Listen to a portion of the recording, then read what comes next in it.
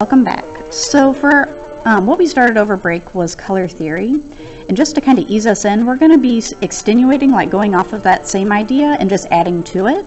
So what we're going to be doing for our first project is called a Zentangle. So with a Zentangle, you are just sitting there taking lines that build up into shapes and then filling up those shapes with patterns, and then we're going to use our color theory to color our final picture. So there's two different ways how we can do this project. One way I'm going to show you first. This one's a little bit more simple, a little bit less planning. I still think that it turns out really well. Or you can do the second way, and that way is just as fine. It doesn't bother me either which way you would like to do it. So if you want to follow with the first way, like I said, a little bit easier, you may. If not, just pause about a minute or two and then we'll start up on the second one. So for our first one, what you are going to have to do is take different types of lines and go edge to edge. So you can start anywhere you want and take different types of lines and go edge to edge on the paper. You need at least 15 to 20. There's no compromising on that, because otherwise you will not have enough spaces to fill in with tons of different really cool patterns.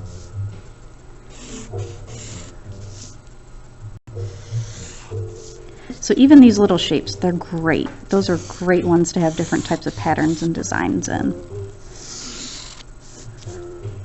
And again, I'm just going edge to edge, and I'm getting really close to my 10 to 15, 15 to 20, oops.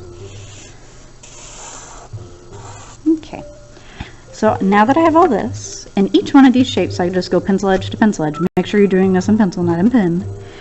You start filling them out with patterns. So this one I might do some cross hatching. And again, whenever I hit a pencil line, I stop so I don't do that little shape right there. Go back over in my other direction to get my crosshatch.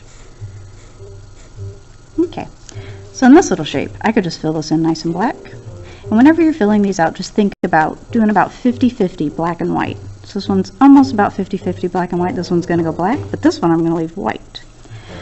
Fill this out one with a different pattern, maybe some circles.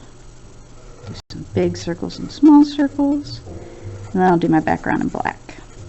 So what I'll just do is just keep going from each of these different shapes and fill them in. I have worksheets or sheets that you guys can use that have different patterns if you would like to steal them. If not, you guys can come out of your own brain, use them, or you can even use your phones, just as long as if I make sure that you're not where you're not supposed to be. Okay? So again, this is one example that you can do. I'm just going to push this up here. And here's a second one that you guys could do. So to start these, you just start at one corner of your paper. Create a line, and then follow through again to the edge. I just leave this little white gap around it, and this creates just a shape. It can be any shape. I go leave a little bit of a gap, and then I start another one, leave that gap in between here, build another one, leave that gap up on the edge, and I just keep building all these until I have my whole entire paper filled. Even if they're really wonky little shapes, that's okay. And then again, I go back in and I start filling all these in with patterns, one by one, until your whole entire paper is filled with different patterns.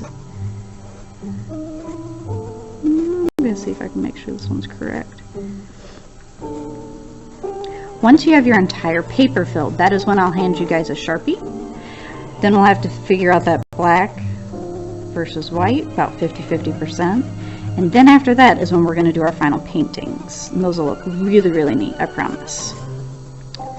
So, if you guys have any questions or comments, I will be able to show you guys like a finalized piece during class after this video. I just don't have it here with me today, so I won't be able to show you the final one.